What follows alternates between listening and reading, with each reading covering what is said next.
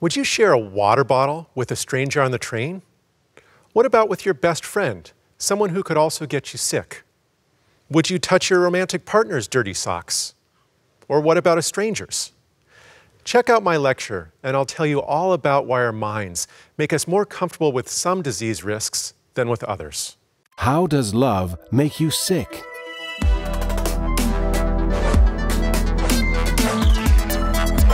This is the University of the Netherlands. I have a friend, bit of a germaphobe. He has a real problem going to a restroom if it's not too clean. He's always got a bottle of hand sanitizer with him, just in case. Now, this might sound familiar to you.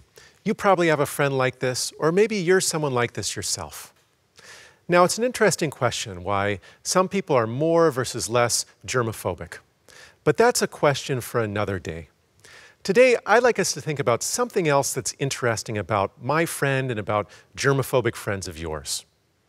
This friend, he has no problem changing his own baby's dirty diaper, sharing a glass of water with his wife, or shaking my hand. Why is that? These types of acts seem just as likely to transmit disease as other things that he's really uncomfortable with. What is it about love and close relationships that seems to make people more comfortable taking disease risks?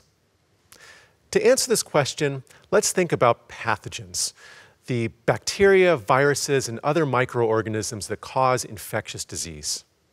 Now, pathogens are vanishingly small. Take the coronavirus that causes COVID-19 as an example. It's only about 100 nanometers wide, meaning you could fit 1,000 of them on the head of a pin. Effectively, they're invisible to the naked eye. So how do these pathogens get to us if they're so small? They can't chase after us like lions or tigers or bears, larger predators that try to devour us. Well, they spread via the air that we breathe, surfaces we touch, contact with other people, and food and beverages. Take eating and drinking as an example. It allows pathogens a route through our mouths into our bodies, effectively bypassing the skin, which forms a protective barrier against pathogens. And if someone who has a pathogen coughs or sneezes and touches a surface, and we touch that surface and then touch our faces, our mouth, our eyes, we could become infected. Now, despite their small size, pathogens can cause tremendous damage to us, slowing us down for days, causing long-term disability, or even killing us. And these types of consequences, they've been on our mind a lot in recent years with outbreaks of Ebola, COVID-19, and influenza. But the consequences of pathogens are by no means unique to our modern world. Indeed, pathogens have wreaked havoc on humans for the several 100,000 years we've been on planet Earth. Now, considering what a big problem pathogens are, it's incredible that no person ever even saw a bacterial cell until Antony van Leeuwenhoek first peered into the world of microbes in the 17th century, after over 99% of our species' history on Earth had already passed. And no one even saw a virus until the 20th century. So, pathogens, we've mostly been ignorant of their existence, and they're too small for us to see with our naked eyes. Does that mean that we're completely powerless to avoid them? Well, not necessarily. Over our evolutionary history, pathogens have been more likely to be in some places than others, more likely to be on bodily waste than on rocks, in spoiled foods than fresh ones, and emitted from coughing people than non-coughing people. And our evolution has potentially been able to shape our senses of vision, hearing, taste, smell, and touch to be sensitive to these types of locations. We feel disgust when we smell, taste, or touch them. Now, this disgust, it's a clever tool. When we feel it, we feel like avoiding whatever made us feel this disgust. But it's not any kind of avoidance. It's not the kind of avoidance that corresponds with fear, the sprinting that we might do if a snake lunges at us or if a person is chasing us. It's a type of avoidance that's specifically tailored for microorganisms that rely on contact to infect us. But this disgust, it doesn't only make us want to move away from potential pathogen sources. It also corresponds with specific muscle movements in the face, Muscle movements that narrow our eyes, making them less exposed to pathogens that could infect us, that scrunch up our nose, making less air flow into our lungs, and that tighten the muscles around our mouths, making it less likely that things get into our mouths, and if something disgusting is in our mouth, we spit it out immediately. Altogether, our sensory systems and our emotions, they form a kind of behavioral immune system that protects us from infectious disease. And this behavioral immune system, it really shapes the way we see the world and critically how we see other people. Some of the most important infectious diseases in history, they are transmitted by other people. Things like smallpox, measles, mumps, and the plague. And these diseases, they cause symptoms in their hosts, people who can make us sick. And when we detect those symptoms, we feel like avoiding those people, not having contact with them, in a way that protects us from getting sick. But this behavioral immune system, it's not perfect, just like our actual immune systems aren't. A key problem for the behavioral immune system is the fact that pathogens sometimes produce no symptoms in those who are contagious. People who can still make us sick through something called asymptomatic transmission. Take Mary Mallon, or Typhoid Mary, as an example. Mary emigrated to the US from Ireland in the early 20th century. She worked in New York City as a cook, bouncing from job to job, working for different families. Now, investigators found an outbreak of typhoid fever in New York City, and they traced that outbreak to the specific families that Mary was working as a cook for, finding that Mary, even though she never was experiencing symptoms of the disease, was asymptomatically transmitting typhoid to her employers. Now, this story has a sad ending. Mary had to be quarantined for several years, and even after that, they found she was still asymptomatically transmitting the illness, and she had to be quarantined for the rest of her life. Now, this type of asymptomatic transmission, it's common across pathogens. Indeed, with COVID-19 that's currently ravaging the world. And scientists have tried to better understand it using studies in which they intentionally infect volunteers with pathogens and monitor the course of infection. A summary of 56 studies in which scientists infected people with influenza show that 90% of infected people eventually shed viral particles, meaning they could pass on the disease to others. However, only 70% of people developed any signs of illness, meaning 20% of people with influenza, well, they were shedding viral particles, but no one could tell that they were sick. So how does the behavioral immune system navigate this type of problem? Not only a pathogen that's practically invisible, but one that is transmitted without giving any hints of its presence. Well, we could think of 3 ways that the behavioral immune system could deal with this type of problem.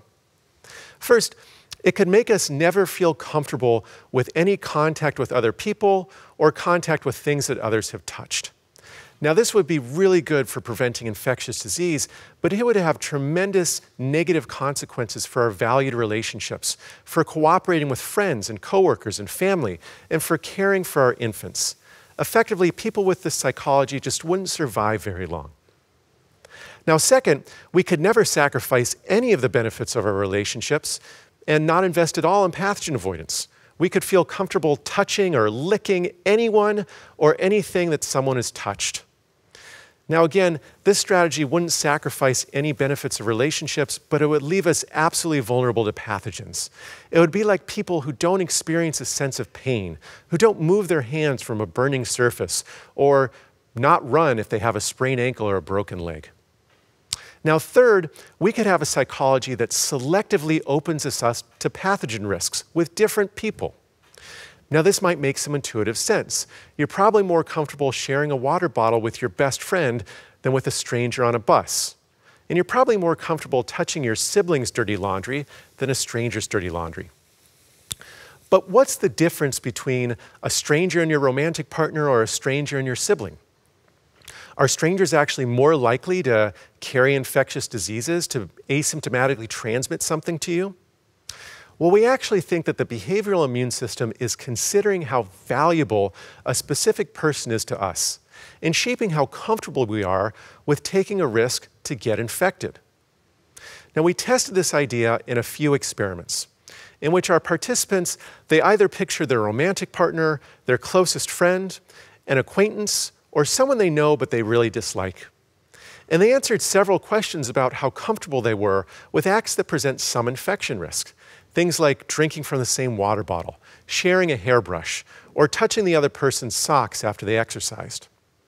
And we found that, indeed, people are much more comfortable with these potentially infectious acts when the other person is more valued, more comfortable with these acts with a romantic partner than with a closest friend, with a closest friend than with an acquaintance, and with an acquaintance than with someone they dislike. Now you might wonder, are these patterns really explained by differences in relationship value across these targets? Or is it something else? Maybe we form relationships with people who are less likely to get sick.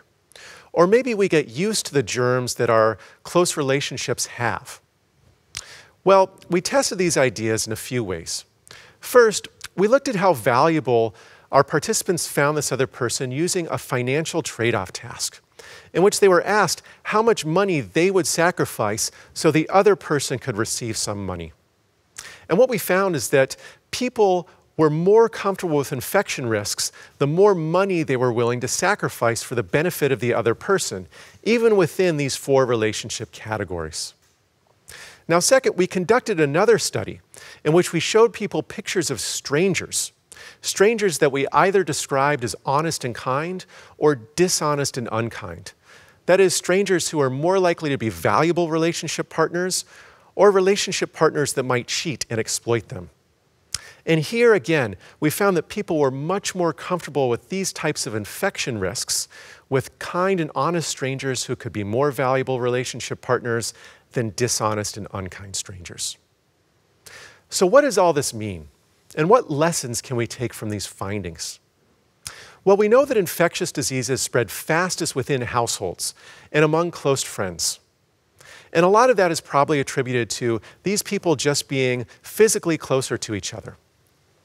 But it also might be attributable to our behavioral immune systems relaxing among people whom we value more as relationship partners. Now, what this tells us is we especially need to be careful with acts that we feel comfortable with, but that could transmit infectious disease, especially around flu season or during pandemics like COVID-19. Now, doing so might be tricky.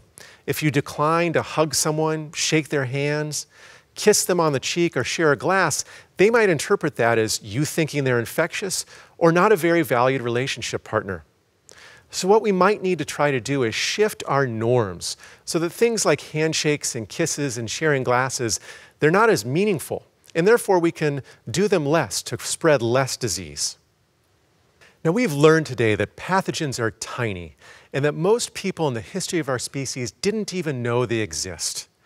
Nonetheless, they've had tremendous consequences on the evolution of our species, the way that our sensory systems and emotions work, and our history. And these consequences are often non-intuitive. Indeed, the next time you see your germophobic friend be really bothered by some disease risks, but fully embrace others, just keep in mind that his behavioral immune system is kind of relaxing that motivation to avoid disease around his valued relationship partners. Now, to answer the question that we started with, is love more likely to make us sick? Well, yes. Our minds are treating love and close relationships of worth the risk of infection. Thank you very much for listening to this lecture.